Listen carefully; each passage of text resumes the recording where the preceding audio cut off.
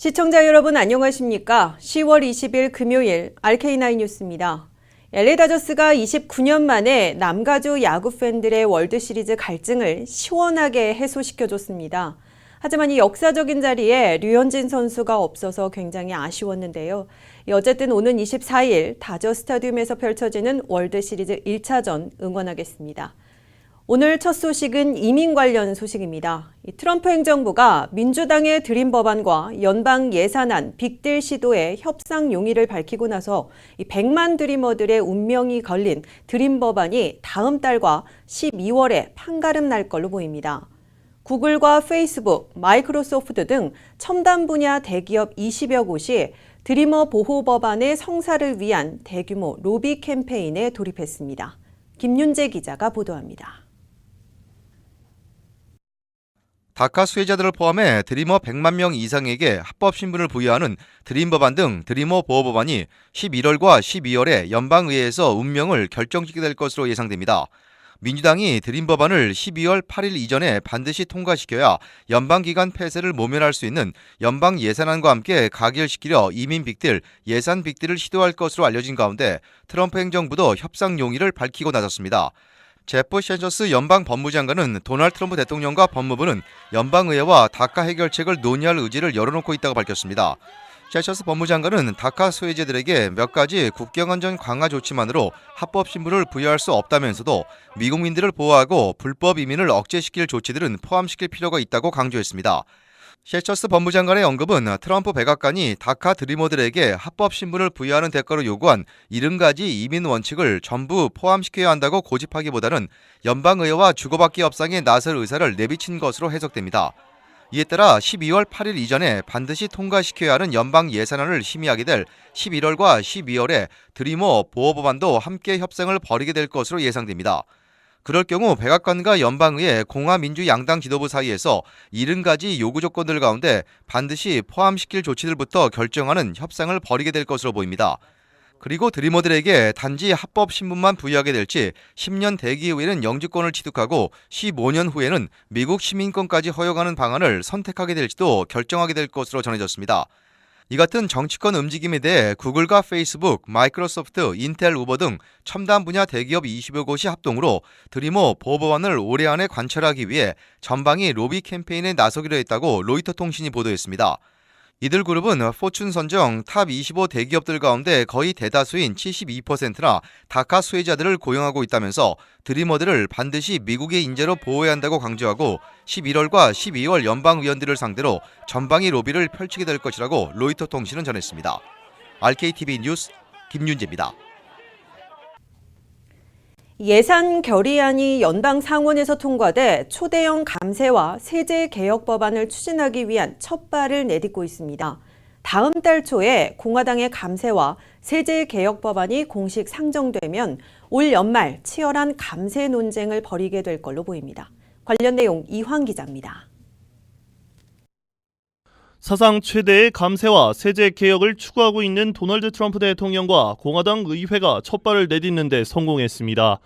예산 결의안이 어젯밤 연방 상원 표결에서 찬성 51표, 반대 49표로 통과됐습니다. 공화당에서 유일하게 랜드폴 상원 의원과 민주당 상원 의원 전원이 반대표를 던졌지만 공화당 상원 의원 51명이 뭉친 덕분에 중요한 첫 출발을 할 수 있었습니다. 예산 결의안은 구체적인 예산 지출 법안과는 달리 대강의 청사진만 담은 것으로 구속력도 없어 대통령의 서명을 받을 필요도 없는 겁니다. 하지만 초대형 감세와 세제 개혁에 스피드를 내게 하고 손쉽게 가결할 수 있게 만들어 상당히 중요한 조치를 얻어낸 것으로 평가되고 있습니다. 이번 예산 결의안은 곧 연방 하원에서 그대로 가결해 최종 확정짓게 됩니다. 그러면 앞으로 초대형 감세와 세제개혁 법안을 연방의회에서 추진할 때 상원의 60표가 아닌 단순 과반수인 51표로 가결할 수 있고 시간을 지연할 수 있는 수정안들도 제안할 수 있게 됩니다. 이에 따라 사상 최대 규모의 감세 조치를 포함하는 트럼프 공화당의 세제개혁 법안이 다음 달 초에 공식 상정되고 심리에 돌입해 치열한 경쟁을 거친 끝에 성사될 가능성이 높아질 것으로 예상되고 있습니다. 트럼프 대통령과 공화당 의회는 개인 소득세 납세 계층을 현행 7단계에서 12, 25, 35% 등 3단계로 축소하고 기본 공제를 2배로 늘려 납세자 대다수에게 10년간 1조 5천억 달러의 감세 혜택을 제공하겠다고 제안해 놓고 있습니다. 또 법인세는 현행 35%에서 20%로 대폭 낮춰 미국 기업들의 경쟁력을 높일 것이라고 강조하고 있습니다. 이에 대해 민주당은 트럼프 대통령을 포함한 부자들과 대기업들에게 대부분의 감세 혜택이 돌아갈 것이라며 최대한 중산층과 저소득층 감세 혜택을 늘리려 시도하겠지만 완전 무산시키지는 않을 것으로 예상되고 있습니다. RKTV 뉴스 이황입니다. 북한 김정은 정권의 핵미사일 위협에 도널드 트럼프 대통령은 외교 설득보단 무력 위협이 더 효과적이라고 믿고 위험한 일방 통행을 밀어붙이고 있는 것으로 나타났습니다.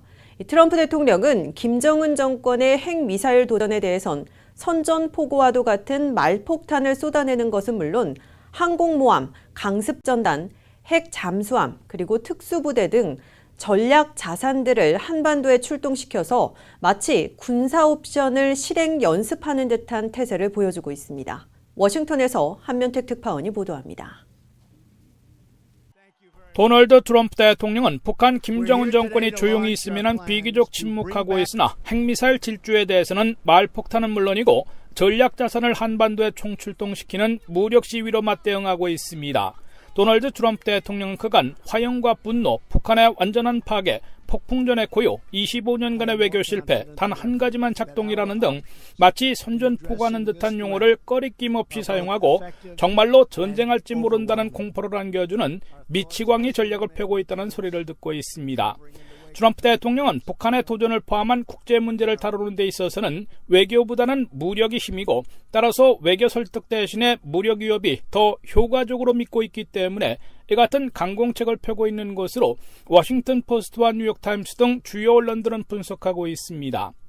여기에 민간 기업의 CEO처럼 대통령이 되고서도 참모들이나 당사국들과의 공통분모를 찾는 게 아니라 나홀로 결정을 내리고 일방통행으로 밀어붙이고 있는 것으로 풀이되고 있습니다.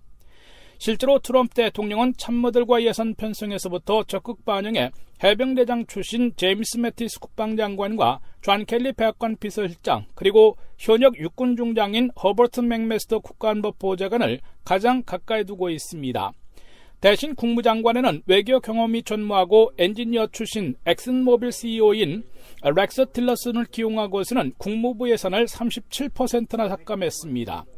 국방비를 540억 달러 대폭 증액했는데 이는 국무부 전체 예산과 같은 규모입니다. 트럼프 대통령은 이어 김정은 정권이 올 들어서만 핵실험 2번, ICBM급 2번을 비롯해 미사일 시험 발사 20여 차례로 핵미사일 능력을 가속화하자 말폭탄을 쏟아냈을 뿐만 아니라 금방이라도 군사행동에 나설 듯한 한반도 무력 시위를 전개하고 있습니다. 미국은 최근에도 항공모함 로널드 레이건호 강습전단을 한반도에 출동시킨 데 이어 항공모함 시오드로 루즈벨트 호전단도 합세시키려 하고 있으며 참수작전을 펴는 네이비실 팀 6가 탑승한 것으로 알려진 핵잠수함 미시고너를 부산에 입항시키는 등 군사 옵션들을 실행 연습하는 것과 같은 태세를 보이고 있습니다. 지금까지 워싱턴에서 RKTV 뉴스 한면택입니다.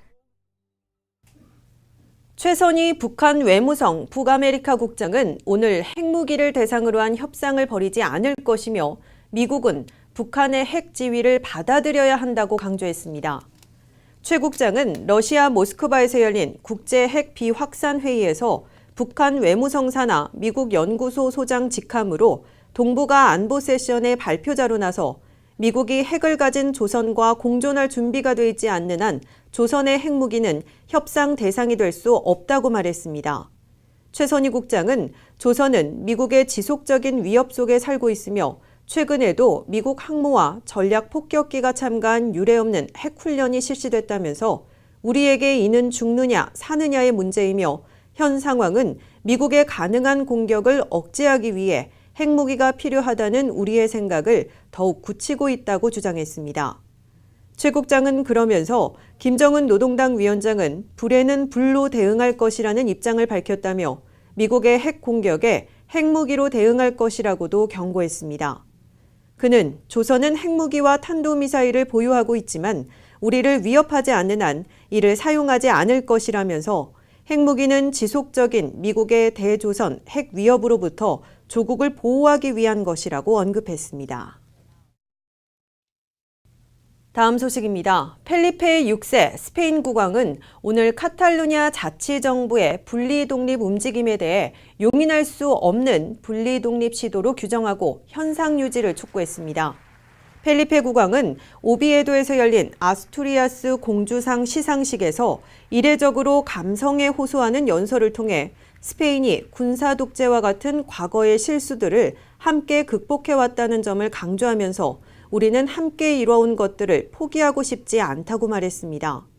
펠리페 국왕은 우리는 우리를 기쁨과 고통으로 함께 엮었던 성공과 실패, 승리와 희생을 나누며 살아왔다면서 우리는 그것들을 잊을 수 없다고 호소했습니다. 앞서 스페인 여야 정치권은 분리독립 추진 의사를 포기하지 않는 카탈루냐 자치정부의 자치권을 몰수하고 지방정부를 해산하기로 합의했습니다. RK9 뉴스 잠시 후에 계속됩니다.